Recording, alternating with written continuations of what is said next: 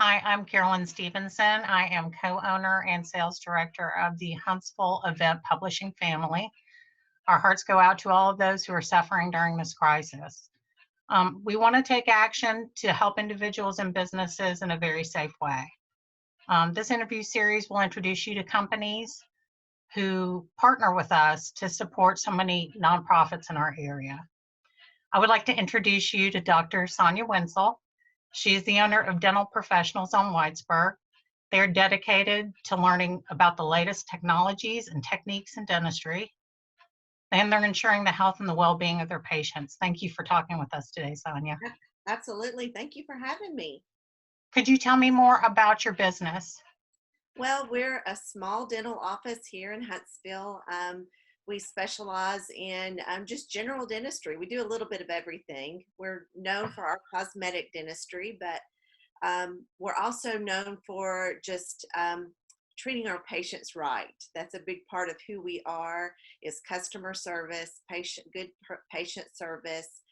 We like to find out what our patients' goals are and help them meet that any way we can.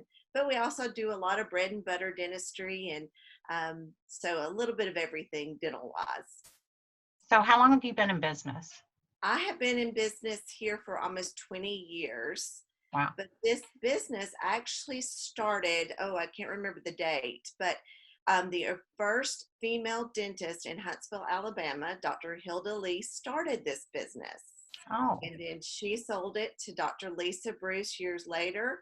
I joined Dr. Lisa Bruce, and we were partners for many years, and we're still working together to this day. So we like to joke and say there's probably close to 100 years of combined experience in this office, but I don't want you to count and do the math there, because that looks kind of scary, but it's true.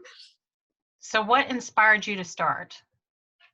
I was one of those weird people that kind of stumbled into it. I didn't have a family member that was a dentist.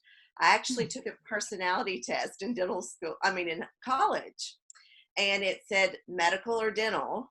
I worked at a hospital that summer. I was a ward clerk in the middle of the night, and in my very narrow, limited view, thought that was all of medicine. And of course, being in a small town hospital at the middle of the night, it was very boring. Now, I know now there's a lot of facets to medicine, and it's not boring at all. But I decided, that's not for me. And I worked for a dentist the next summer in my hometown, and he mentored me, and I fell in love with it. And so that was the beginning of my lovely career that has fulfilled me in many ways, but I definitely love dentistry. So is there a story behind the name of your business? There's not really a great story as much as we wanted it to be an emblem of who we are. And we are professional in everything we do, whether it is working with a patient, whether it is hiring a team member, whether it is setting up a system or a new protocol. Everything we do, we try to be very professional in that and make sure, above all, our goal is to always meet the patient's needs. And so I think if you keep that as the center of every decision you make in the business, what is best for my patient, then you're going to end up making great decisions. So we just went from there. We thought, okay, we want to make sure everyone knows that we are professional in everything we do, every interaction with their patients, so they can feel that comfort level. So that's it. No, I think it's great, and I completely agree with you. I think you're completely professional. I've enjoyed all of my visits with your practice, so I completely agree with you. Huntsville knows where Whitesburg Drive is, so obviously. I would hope that people in Huntsville know where Whitesburg Drive is. Like Memorial Parkway, you know where that is. Exactly.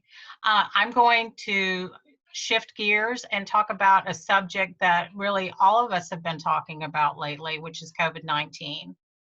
The question is going to be, now, with your practice, how it's affected all of us in the community. What adjustments have you made with your business to deal with the current situation? First and foremost, I have to say dentistry's been affected pretty hard. We were shut down March 17th. Part of it was a decision by the Alabama Public Health. They came on board with the UAB Dental School and also the Alabama Dental Board, and made a hard decision of what is best for our community. And we followed that. There's offices that I hear are still open today. Unfortunately, I don't think that's best for their patients and best for their team.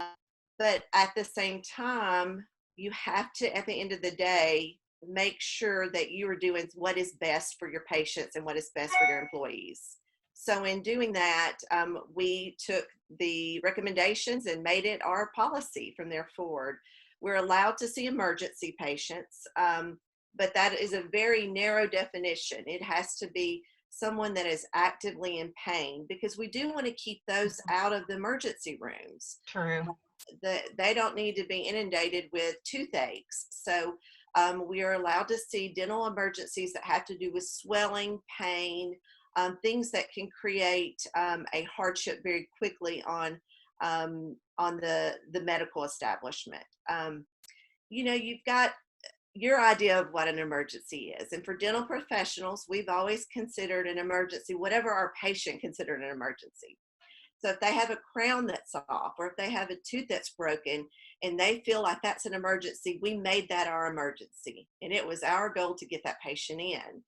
But unfortunately, we've now had to kind of weigh what is the risk of that patient, what is their health. An elderly patient that's has chronic disease, can they wait a few weeks before resubmitting that crown? Yes. If they're not having pain, then let's let them wait. Does it make the procedure maybe a little bit harder in the future? Yes, but we are going to make sure we do what we can to make it as easy as we can on the patient and do what's right for that patient. So we had to adapt there. There's not a lot of things we can do outside of dentistry. Right. We don't sell products. We do dentistry. We're in the service industry. And when you take away that service, we're left doing nothing. But I know it's temporary. And so we're remaining positive, and we're going to be here. The outreach from the patients has been amazing. They are very supportive, and I know when we call them, whenever that date is that we can reopen, they'll be rescheduling, and that's wonderful. Are there any specific challenges that you're dealing with during this crisis? I think the biggest challenge came, well, it's a daily challenge. Every day is different. I understand that. In the beginning, the hardest thing was the decision to do a temporary layoff of my team. I take great care of my team. I'm passionate about that. I'm passionate that what we do extends not just outside the four walls of dental professionals, but they carry that home with them, whether it's not just in the paycheck that they carry home. That's a very big part of it, but also in just creating healthy employees and building them up so they can go out and be all that they can be. And so that's integral to who I am. And so I never thought in all my years of dentistry I would be faced with that moment where I had to make a decision to lay off my entire team. It was agonizing. It was. It was a hard decision. But I had to do it early on with the whole focus of I want to create a healthy business for them to come back to. I don't know how long I'll be closed. If I'm closed a few weeks, can we do payroll? Absolutely. But we don't know how long we'll be closed. Exactly. And so I could not put the business in bankruptcy trying to pay their salaries in the meantime, not knowing when this is going to end. Right. So early on, we made that decision. In hindsight, I think that was a wonderful decision. I had colleagues that didn't do that, and now they're struggling to pay their utility bill. Right. So I had to create an atmosphere. I'm playing a long game here. So every decision I make, I try to make, not thinking of the short term, but what is the long term consequence of this decision. Right. I think that's important. And I think that what we have to remember, as serious as this is, there's going to be a day where I get to open the door again. And so I don't want to do anything temporary that affects that long-term goal of opening the door again. So Exactly. that was probably the hardest thing I've done. The second part is just working through the SBA and all of the funding that's coming towards the small businesses is not been as clear cut as what we originally were led to That's believe very it could be. true. I've been very confused by the whole process. There have been so many changes. It's very hard for all of us as business leaders to know from one day to the next, what exactly are we supposed to do here? And when should we expect to receive money to be able to pay our employees? Right. You're absolutely right. And, even this morning, Governor Ivey is speaking about the possibility of reopening a few businesses, but they're in a tough position too. It's Right. a Oh, matter of how do we handle this in an economic way that benefits our state economically, but we also have to be careful about the health aspect and not putting people at risk. absolutely. And we don't want to do that as a dental office. That's why No, we set very early, is I never wanted to have a call from a patient saying, I think I'm infected from your office. I take that very serious, and I'm absolutely. surprised at the offices that are still open to this day. And I'm not trying to throw shade one way. I Understand. want to do what's right for my patient, and so that's a little scary for me. And it has been hard. Every day is a um, uh, different change in the policy with the funding.